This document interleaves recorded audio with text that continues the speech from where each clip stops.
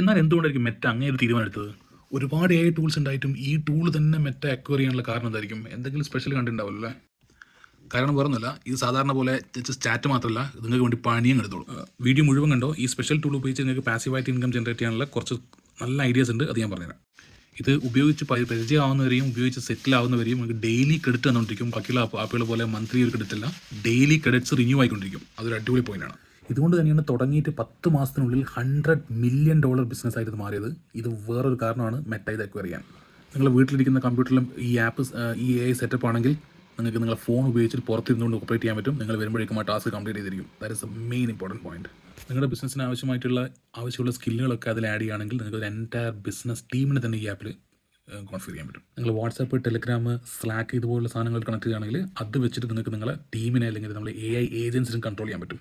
ഈ ആപ്പിൽ വരേണ്ട കാര്യമില്ല. ഈ ആപ്പ് ഉണ്ടെങ്കിൽ മാത്രം ചെയ്യാൻ പറ്റുന്ന കുറച്ച് പാസീവ് ഇൻകം ഐഡിയാസ് ഉണ്ട്. എന്തെങ്കിലും കമൻറ്റ് ചെയ്ത് ഞാൻ അയച്ചുതരാം.